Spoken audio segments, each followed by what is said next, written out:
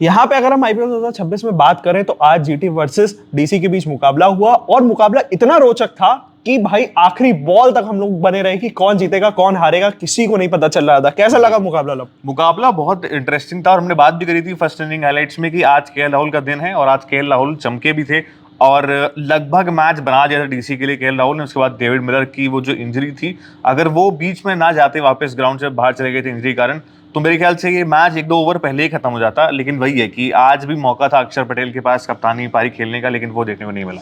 यार अक्षर पटेल के अलावा हम लोगों को केएल राहुल से उम्मीद थी और केएल राहुल आकर के चमका करके गए अपना बल्ला।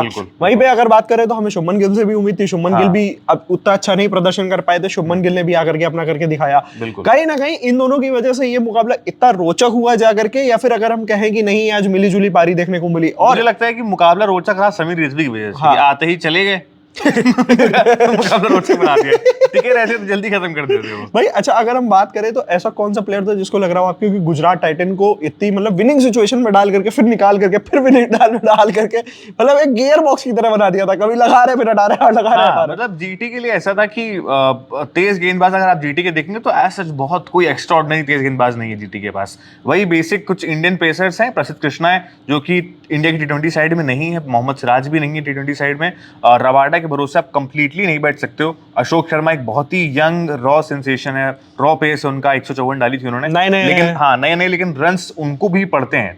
और ऐसे टाइम में इनके पास सिर्फ इकलौता ऐसा तुरुप का इक्का है जो है राशिद खान, जो ऐसे गेम्स जिताने के लिए बना हुआ है और उसने आज अपना काम किया, जिसके चलते बहुत बड़ा इंपैक्ट उन्होंने डाला। बड़े विकेट समीर रिजवी जो लगातार 2 मैचेस फिनिश करके जा रहे हैं, उनका विकेट बहुत इंपॉर्टेंट था पहली बॉल पे जिस तरीके से आउट किया, और मेरे ख्याल से ये बहुत ज्यादा मैच राशिद खान ने बनाया जीटी के लिए। डीसी से सबसे ज्यादा आपको किसने निराश करा फैंस को हटा के? डीसी को भी सबसे ज्यादा निराश करा अक्षर पटेल ने। मुझे लगा था कि वो थोड़ा मैच्योरली खेलेंगे अंत तक और केएल राहुल का साथ देंगे। अगर केएल राहुल आउट भी होते तो डेविड मिलर से उनका साथ दे सकते थे, लेकिन वो देखने को नहीं मिला उनकी तरफ से। थोड़ा शायद जल्दबाजी कर बैठे और हवा में बॉल उठा दी।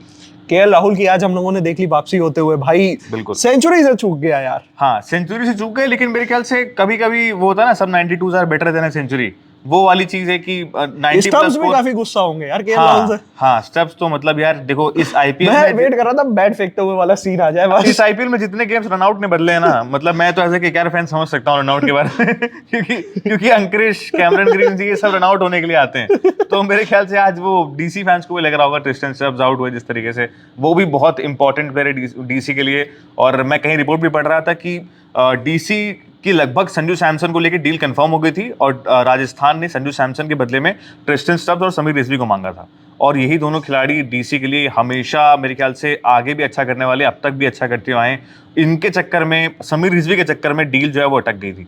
तो अब ऑरेंज कैप होल्डर को तो नहीं दे अब समझ में आ रहा होगा कि इस सीजन से पहले उन्होंने बैक क्यों किया। समीर रिजवी ने पूरा उनको पे करके दिखाया है और अभी मेरे ख्याल से जायसवाल के पास पहुंच गई ऑरेंज कैप। आज 0 आया है, देखते हैं आगे किस तरीके से रहता है। यहाँ पे अगर हम बात करें तो देखो एक रनआउट की और भी चांसेस हो सकते थे, बट ये भी कहा जा रहा था कि कुलदीप यादव को लेकर के आखिरी ओवर में कुलदीप यादव ने भी ये गलती करी थी कि आखिरी बॉल पे उनको थोड़ा सा बाहर निकल जाना चाहिए था, जैसी बॉल हो गई थी डिलीवर कर दी गई थी, तो शायद यहाँ पे गेम चेंज हो सकता था, वो रनआउट नहीं होते और आपको सुपर ओवर मतलब होने को तो बहुत 100 बातें थी जो हो सकती थी, लेकिन वही वाली चीज है कि अब उसमें फिर भाई उनका मैनकेड होने का चांस था, है ना, कि भाई बाई चांस कोई हर्षल पटेल टाइप का बॉलर होता, दौड़ता उड़ता आता, फेंकने की कोशिश करता तो वो आउट कर देता। अश्विन तो बेचारे स्पिनर थे, वो तो कर लेते थे। पेसर वेसर में दिक्कत हो जाती है, फ्लो में आगे चले जाते हैं, फिर निशाना मारते तो लगता नहीं है, तो वो वाला सीन हो सकता था। तो देखिए ये था आज का कह सकते हैं बहुत ही रोचक मुकाबला। ऐसे और भी जो मुकाबले होंगे उनकी सबकी अपडेट देते रहेंगे, बने रहिए हमारे साथ, देखते रहिए cricket country. Thank you for watching.